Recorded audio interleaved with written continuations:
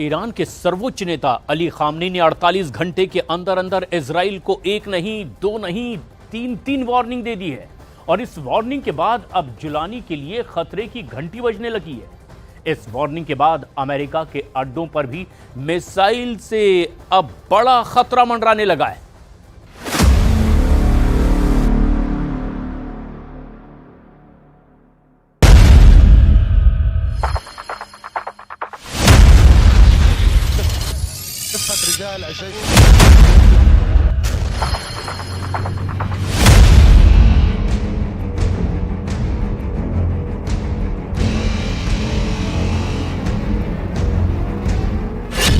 क्या 8 जनवरी को सीरिया में कुछ बड़ा होने वाला है? क्या 8 जनवरी को सीरिया में इजराइल पछताने वाला है? क्या 8 जनवरी को ईरान वो करेगा जो उसने 5 साल पहले उसी तारीख पर इराक में किया था? सीरिया में इजराइल और अमेरिका को फंसाने वाले खेल की चाल खामेनेई ने चलनी शुरू कर दी है। ईरान के सर्वोच्च नेता अली खामेनेई ने जूलानी को सबक सिखाने वाले मिशन पर मोहर लगा दी है।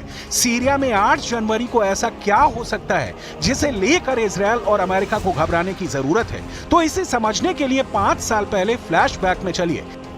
3 जनवरी 2020 को ईरान के जनरल कासिम सुलेमानी की बगदाद में हत्या की गई।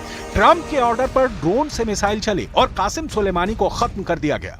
लेकिन 5 दिन बाद 8 जनवरी 2020 को ही ईरान ने ऑपरेशन सुलेमानी चलाया और इराक के अंदर अमेरिका के मिलिट्री बेस पर मिसाइल की बारिश कर डाली। जनरल कासिम सुलेमानी की मर्डर के बाद ईरान ने 4 दिन इंतजार किया था और 5वें दिन यानी 8 जनवरी को ईरान ने अमेरिका के मिलिट्री बेस पर दनादन मिसाइल दागी थी।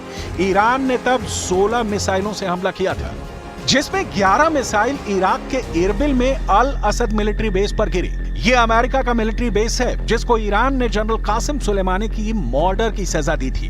क्या ईरान अब सीरिया में बदला लेने की तैयारी कर चुका है? ये बात खामेनेई के एक बयान से साफ हो जाती है। इस बयान में नेतन्याहू के साथ जुलानी के लिए बड़ी वार्निंग है। खामेनेई ने तय कर लिया है कि जिस तरह असद सरकार को हटाकर सीरिया को लूटा गया है, अब उसी सीरिया के लोग इसका बदला लेंगे। ولپت پیروزی هم قطعی است. حالا به این جوله باطل نگاه نکنید. بدانید اینا که امروز جبلان میرن یه روز زیر پای مؤمنین لگدمال خواهند شد. ईरान बता रहा है कि सीरिया का जूता अब जुलानी को कुचलने के लिए तैयार हो चुका है। ईरान बता रहा है कि सीरिया का जूता उसकी जमीन में घुसपैठ करने वाले इजराइल के टैंकों को कुचल देगा। ईरान बता रहा है कि सीरिया में अमेरिका और इजराइल दोनों की खुफिया एजेंसी और उनके एजेंट भी कुचल दिए जाएंगे। खामेनेई ने जुलानी और नेतन्याहू के अलावा अमेरिका को भी सीरिया में हराने के लिए प्लान तैयार कर लिया है। खामेनेई का प्लान 5 साल पुराने एक बदले की नकल हो सकता है जिसे ईरान में ऑपरेशन सुलेमानी नाम दिया गया था। अब ऑपरेशन सुलेमानी का सीरिया, जुलानी और इजराइल के साथ क्या कनेक्शन है, इसे समझिए। जनरल कासिम सुलेमानी यानी खामेनेई का वो कमांडर जिसने आईएसआईएस को इराक और सीरिया में उखाड़ फेंका था। कासिम सुलेमानी यानी कुद्स फोर्स का वो जनरल जिसे इस्माइल हानिया ने फिलिस्तीन का सबसे बड़ा दोस्त बताया था। कासिम सुलेमानी यानी ईरान का वो सेनापति जिसने ग्रेटर इजराइल वाले ख्वाब को चकनाचूर कर दिया था। जनवरी 2020 जब डोनाल्ड ट्रंप अमेरिका के राष्ट्रपति बने थे और उन्होंने जनरल कासिम सुलेमानी पर मिसाइल अटैक का ऑर्डर जारी किया, ईरान ने आधिकारिक तौर पर उस हत्या का बदला अब तक नहीं लिया है। और अब सीरिया में जुलानी की हुकूमत आने के बाद खामेनेई ने ऐसा कह दिया है जिसे सुनकर शपथ लेने से पहले ही ट्रंप के पैरों तले जमीन खिसक जाएगी। امروز آمریکایی‌ها در سوریه پی در پی پایگاه می‌سازند.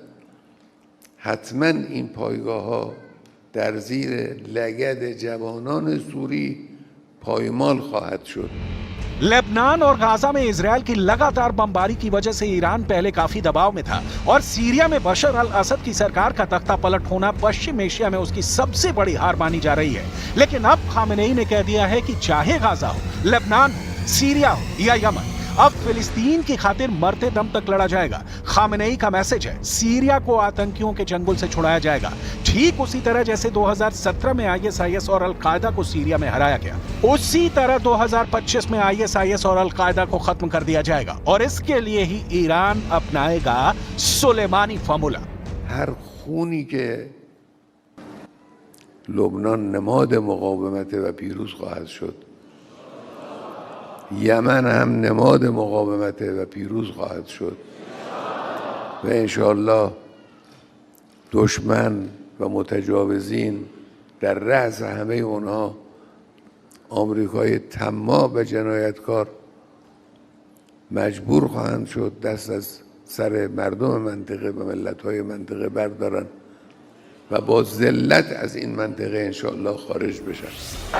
सीरिया में आतंकवाद के खिलाफ 2011 से 2017 तक युद्ध चला था और इस जंग में जुलानी के आतंकी संगठन आईएसआईएस, अल कायदा और नुसरा फ्रंट को हरा दिया गया था।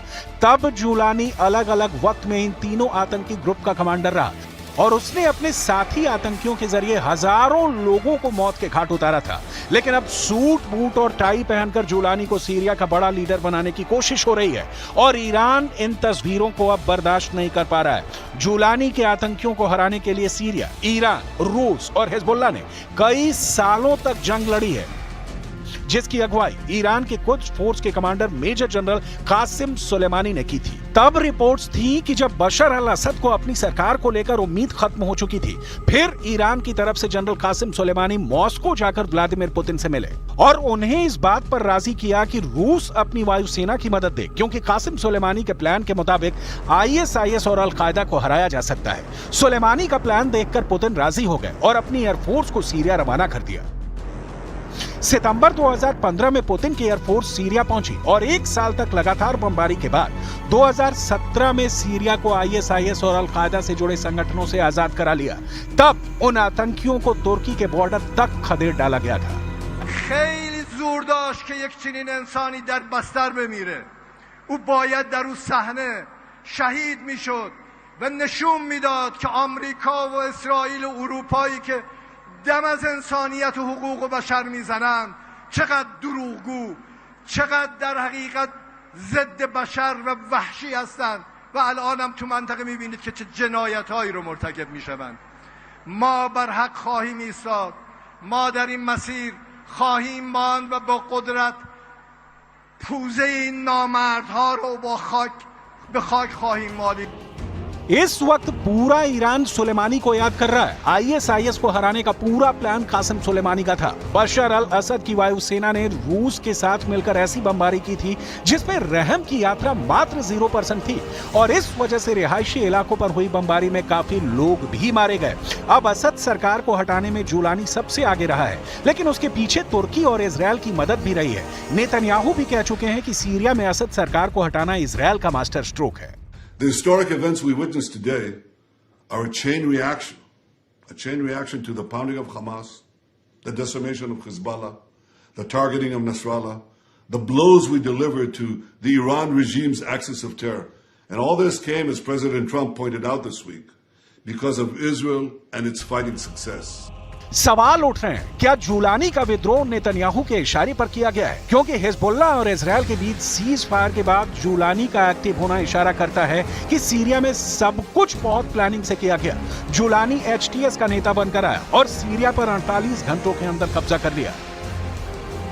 वैसे एचटीएस सिर्फ एक नया नाम है। इससे पहले इस आतंकी गुट को नुसरा फ्रंट और जबात अल नुसरा के नाम से जाना जाता रहा है। आतंकवादी संगठन एचटीएस का मौजूदा प्रमुख अबू मोहम्मद अल जुलानी आईएसआईएस और अल कायदा का कुख्यात आतंकी रहा है, लेकिन बाद में उसने एचटीएस में शामिल होकर असद सरकार के खिलाफ लड़ाई शुरू कर दी थी।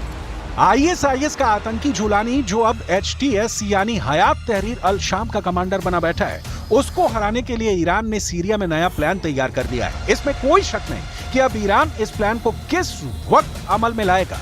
ये जुलानी से ज्यादा नेतन्याहू के लिए फिक्र की बात है, क्योंकि अगर जुलानी को हराने में ईरान फिर से कामयाब होता है तो ये इजरायल के लिए बहुत बड़ा झटका माना जाएगा। वैसे नेतन्याहू भी बार बार धमका चुके हैं कि इजरायल के हितों से टकराने पर बड़ी कीमत वसूली जाएगी। אחרי חמאס, חיזבאללה, משטר אסד בסוריה, החות'ים הם כמעט הזרוע האחרונה שנשאר לציר הרשע של איראן. הם לומדים והם ילמדו בדרך הקשה שמי שפוגע בישראל משלם על כך מחיר כבד מאוד. नेतन्याहू जानते हैं कि उनकी ताकत अमेरिका है और अब तो ट्रंप की व्हाइट हाउस में वापसी से इजरायल और मजबूत होगा, इसकी पूरी गारंटी है। ऐसे में पश्चिम एशिया में इजरायल और अमेरिका पर लगाम लगाने के लिए ईरान ने प्लान बी पर काम करना शुरू कर दिया है और इस प्लान बी का मतलब है शी जिनपिंग।